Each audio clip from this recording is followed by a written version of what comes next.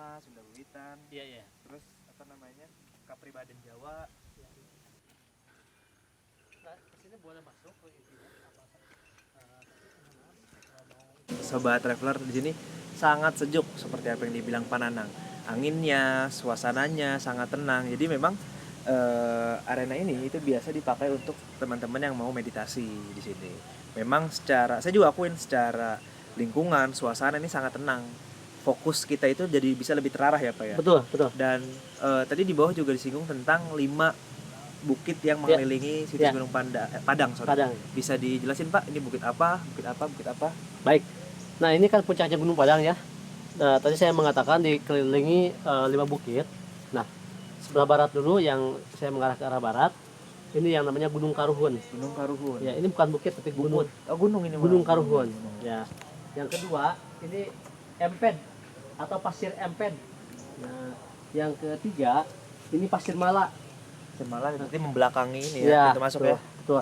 Baru yang keempat, ini ketutup pohon bambu ya. Ini Pasir Malang, bukitnya nggak kelihatan. Yang keempat. Nah, dan ditutup dengan yang kelima, ini Pasir Domas. Jadi dikelilingi 5 bukit tadi dan menghadap lurus ke arah 5 gunung sejajar. 1 Pasir Domas, 2 Pasir Pogor, 3 Pasir Kencana, 4 gunung gedenya yang ketutup awan, 5 Pangrango. Di situ apa Pak yang ada bendera? Oke, kita lanjut. Di sana ada kursi batu, ada ukiran kujang dan jejak maung tadi. Maung, boleh ya, tuh. Boleh. Jejak maung penasaran nih dari tadi ini udah disinggung terus. Mau cobain sini boleh. Yang mungkin untuk sobat-sobat yang lain kan. Ini apa nih Pak?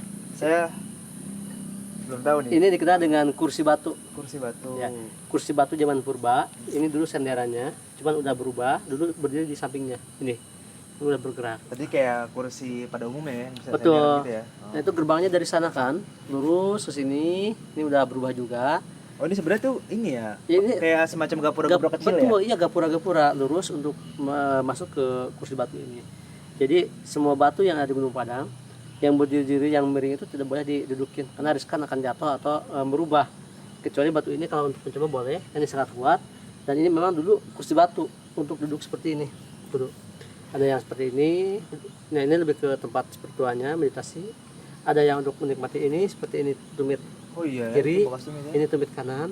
Oh iya. Gini, nanti untuk mendeteksi unsur tuh akan terdeteksi dari mana nih arah mata angin seperti itu karena dengan fokus itu akan terdeteksi itu dengan kefokusan kita seperti itu atau untuk masuk ke dimensi dalam misalkan di sini seperti ini kita membuang apapun ingatan apapun dibuang dikosongkan dan di situ metodenya kita flashback ke belakang atau melipat waktu dari zaman dulu hingga zaman sekarang itu diperkecil kemudian kita menggunakan pikiran. Nah, dalam arti itu teknis sugesti sebenarnya. Sugesti. Nah, di situ akan kita susah untuk dijelaskan. Dan itu bukan halusinasi. Itu sugesti yang bisa kita baca. Kita deteksi. Kalau ini tumit-tumit seperti apa ya? Ada yang tumit, ada yang bekas sikut-sikut. Oh, iya. Banyak lah. Simbol-simbol zaman dulu, simbol-simbolnya. Boleh kalau mau coba duduk sini, coba silakan. Sampai diobrolin ke pemirsa. Sahabat Traveler, gak cocok seperti saya. Gak apa-apa, ilustrasi aja. Sebenarnya ini untuk menikmati alam gunung gede itu, cuman gunung gedenya ketutup Oh iya benar juga Pak ya. Ini sejajar lurus juga ya. ke gunung gede kalau lagi bucuk gini. Benar. Kita lanjut. Lanjut Pak.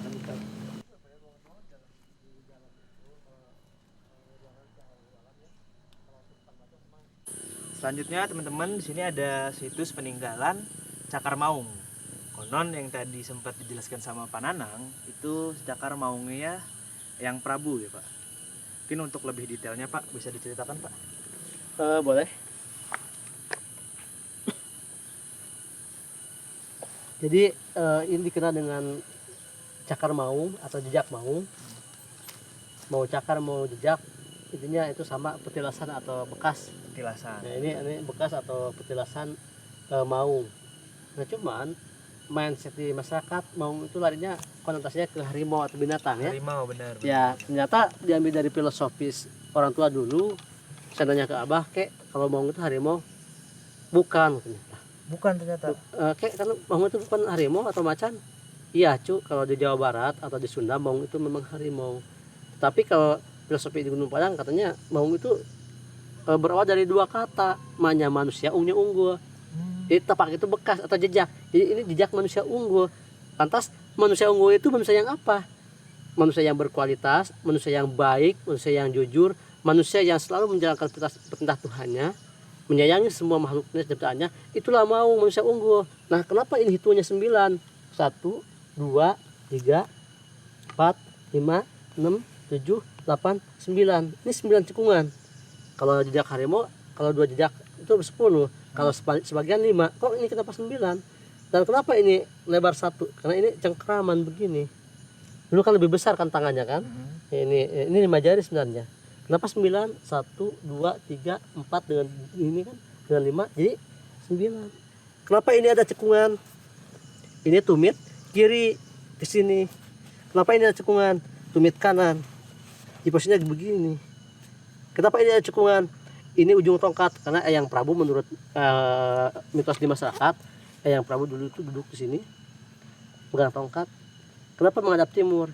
Karena menghadapi menyongsong matahari terbit ke sana. Nah, itulah cara berkarya, cara bersyukurnya orang tua dulu, cara pemujaan ibadahnya dulu itu menghadap menyongsong matahari terbit. Ternyata kalau kita main filosofi ya masuk akal luar biasa. Apakah di muka bumi ini tanpa matahari bisa ada kehidupan? Bahkan pohon-pohon, tumbuh-tumbuhan, kita semua terjadinya hujan karena sirkulasi air laut pemuaian dengan matahari. Tapi intinya siapa yang menciptakan matahari? Dikenal dengan Sang Hyang Tunggal, Sang Hyang Widi. Itu zaman peradaban Sunda kuno. Apakah itu bukan peradaban budaya yang luar biasa? Kesana ke timur menghadap menyongsong matahari terbit. Biar kena cahayanya, biar bersinar di cahayanya, suryanya. Sehingga di situ ada yang namanya Sunda, Sundayana. Nah, Sunda, Sun itu matahari, San. Danya itu dalam bahasa Sunda itu abadi, jadi matahari yang abadi. Udah tahu saya. Luar biasa. Jadi Sunda itu luar biasa. Jadi Sunda itu sebenarnya ajaran dulu itu atau sebuah sistem norma wadah untuk membuat estetika bagaimana seseorang itu berbudi pekerti yang baik, estetika yang baik, budi luhur yang baik. Itulah peradaban budaya luar biasa. Nah, itu yang saya ketahui. Sangat kompleks teman-teman. Jadi nggak sesimpel cakaran macan ternyata. Dari satu buah peninggalan aja ini, itu maknanya banyak banget filosofinya ya. Banyak banget. Dan padat. Ada yang memang filosofi Sunda itu sendiri, bagaimana Eyang Prabu Siliwangi alasan menghadap ke timur. Iya. Dan kenapa megang tongkat, kakinya di sini. Itu semuanya ada filosofinya dan semuanya syarat akan kebudayaan Sunda itu ya, Pak. Betul. Makasih banyak Pak Nanang untuk singkat padat jelasnya terkait filosofi yang ada di Gunung Padang. Kita lanjut dikit lagi. Satu lagi ya, Pak? Ya, dua lagi. Oh, 2 lagi. Lanjut, Sobat Traveler. 2 lagi.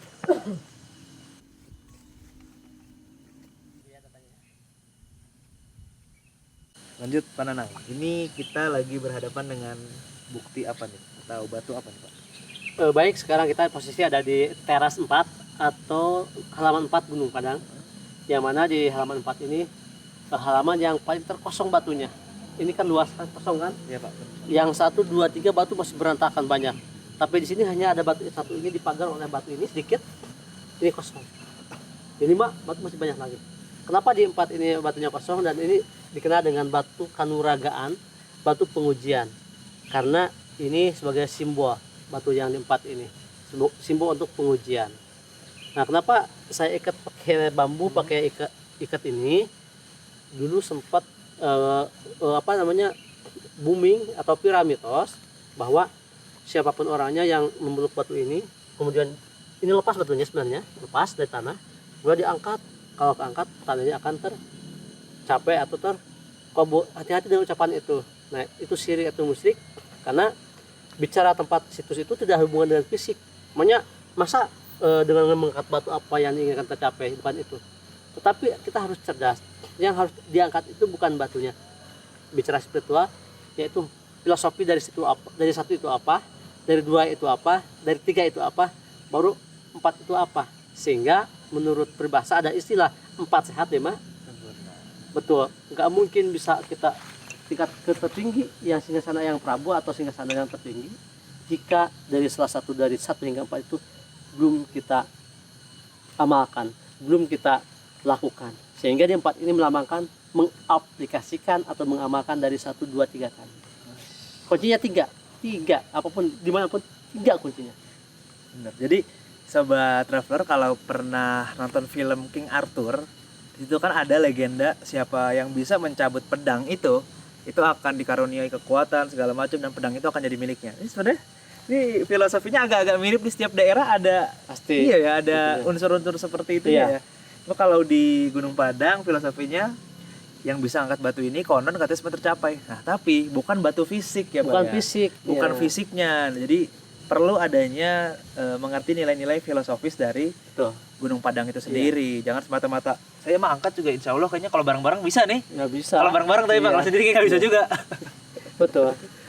Sobat traveler atau teman-teman yang angkat batu ini nggak boleh, oke? Ini penting nih buat dicatat. Nggak boleh ngangkat batu sembarangan di sini, Pak ya. Iya. Karena merusak cagar budaya dan udah dilindungin sama Undang-Undang Cagar Budaya. Betul. Bisa kena sanksi baik itu berupa material atau pidana. Hati-hati. Betul. Lanjut, Pak, ke yang terakhir berarti Boleh, ya. sana yuk. Terakhirnya. Pintunya dari sini. Oh, dari situ harus keluarnya.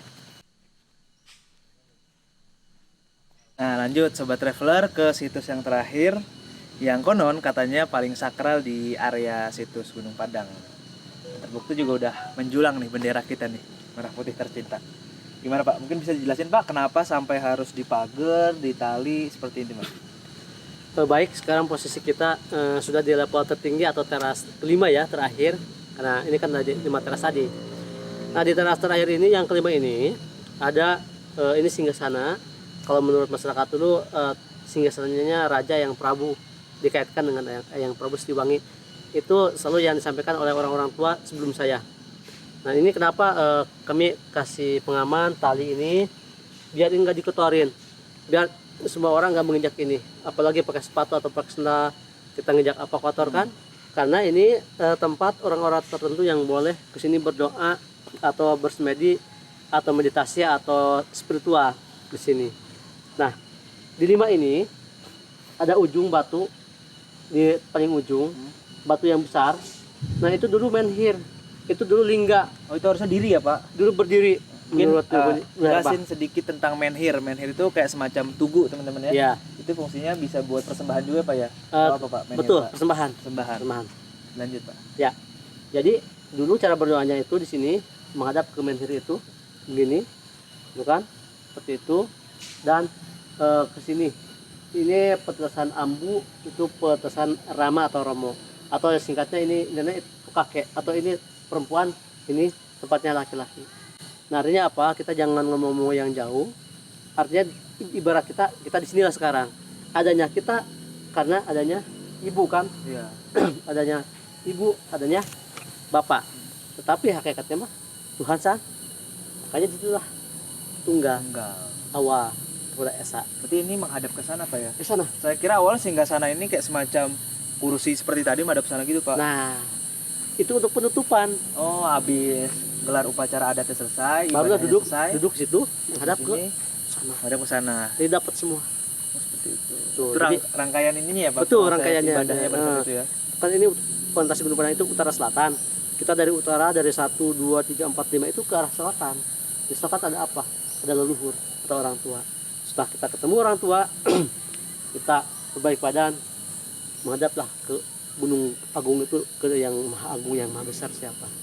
Yang menciptakan bumi dan langit. Seperti itu filosofinya.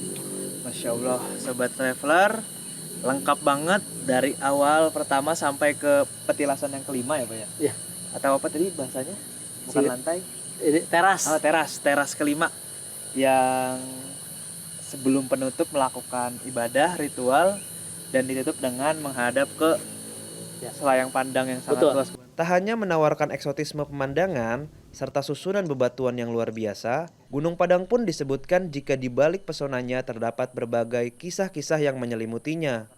Menurut sang guru kunci, situs tersebut merupakan tempat berbagi ilmu mulai dari ilmu sejarah, arkeologi, antropologi, sosiologi hingga geologi.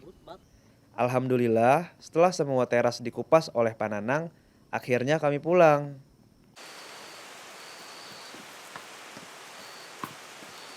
Wah, kehujanan sobat-sobat traveler. Tapi pas banget setelah selesai di atas wawancara, bukan wawancara sih ya. Kita tanya-tanya, memperdalam tentang sejarah situs Gunung Padang. Selesai pas banget lagi turun diguyur hujan. Nah, kita ini anak muda berani mati takut lapar.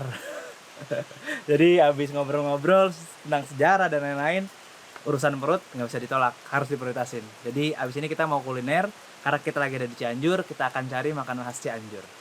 See you di kuliner-kuliner kita abis ini. Perut sudah terasa lapar.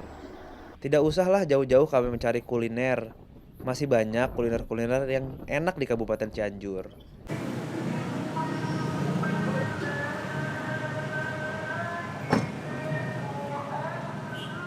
Halo Sobat Traveler, kita udah sampai di salah satu tempat makan legendaris yang ada di Cianjur, yaitu Sate Maranggi Sari Asih. Pasti Sobat Traveler udah pernah denger kan, apa itu Sate Maranggi Sari Asih?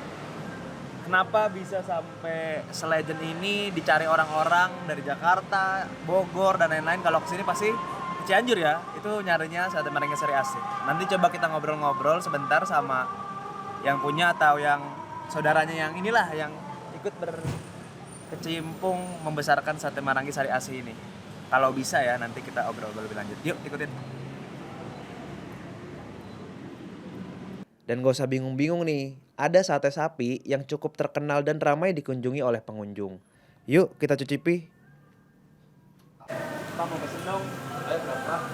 Sate campurnya satu berapa? 4.000 yang ada telur, yang daging 5.000. Jadi harga satu tusuk sate yang campur itu daging sama Lemak. daging sama lemak, satu tusuknya 4.000. Kalau satu sate daging, satu tusuknya 5.000. Terus di sini yang uniknya ada ketan. Ketannya pakai oncom ya? Ya betul. Nah, ketan dipakein oncom, satu itu 3.500. Nanti kita cobain. Pesan sate yang campurnya 12 deh, Pak. 12. Sama ketannya 3. Kita tunggu.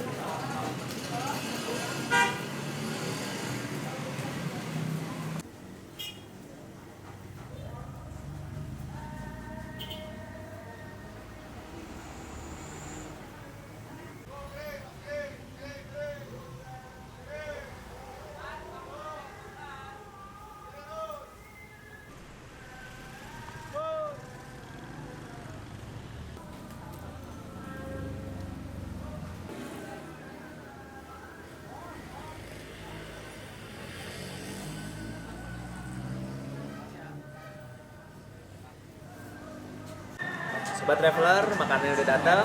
Dan ini dia yang tadi saya bilang unik. Ada oncom yang dipadukan sama ketan. Jadi cara makannya, oncomnya disiram di ketan. Lihat masih ngebul ketan itu baru matang. Terus kita cobain satenya nih. Itu kan seperti ini. Daging, lemak, daging, lemak. Sama.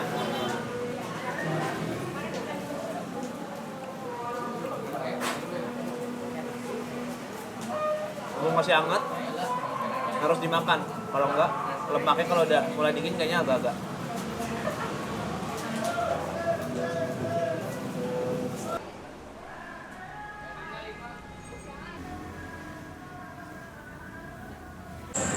Habis makan sate, enaknya makan es kelapa.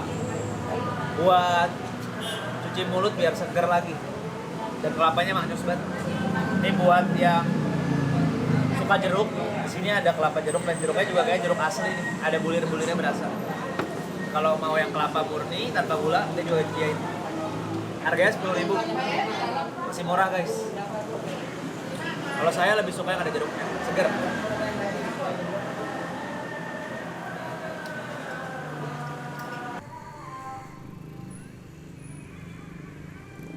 Kewil.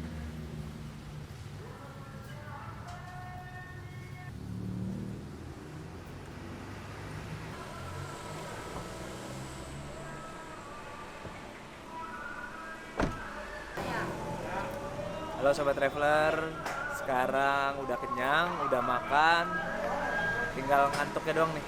Jadi pengen buru-buru pulang terus tidur. Oke, nantikan keseruan MTA Traveler lagi, jalan-jalan cari kuliner-kuliner lagi di next episode selanjutnya. Bye bye.